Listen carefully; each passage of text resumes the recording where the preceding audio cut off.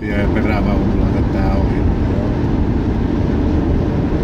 Täytyy mennä, ettei jäädä rekan alle, kun se tulee tuolta.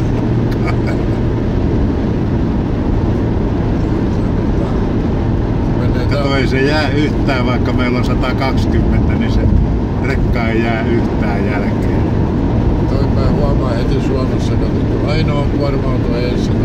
Joo. Ja 120 sallittuja tosiaan. Joo. Joo, ei se jää yhtään, vaikka mulla on 120.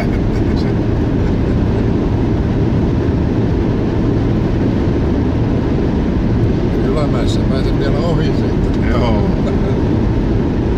Ylämäessä niille pärjää.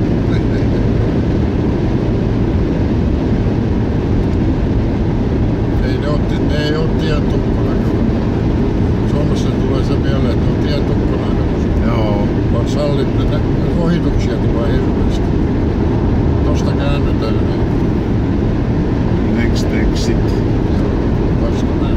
Joo, mä pistän vilkun päälle, jos sillä on raskas kuorma, niin näkee aikaisemmin.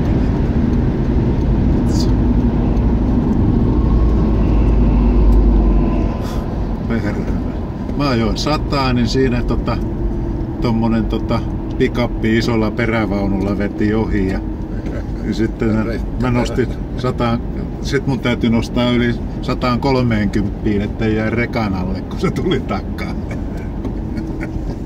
Ja se tuntuu oudolta ensin vähän. Toi on semmonen, mitä täytyy taksikopilla on kertoa. Ja monelle muullekin sitten. Joo, kierrät sieltä taas tuolta seuraavasta risteykseltä tuut tähän Essuun. Joo, se on vähän erikö.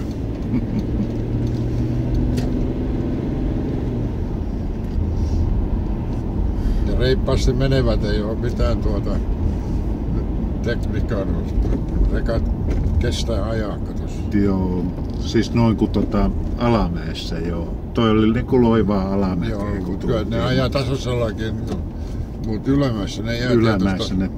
Niin se on varmaan just se, että se ei... Paitsi tyhjänä, kyllä painaa tyhjänäkin. Tyhjänä ajaa kyllä aika lujaa, mutta kuorman kanssa ne varmaan on se, että ne säästää moottoria ja vaihteistoa niissä. Että ne heittää jonkun tämmöisen voimakkaan vaihteen päälle.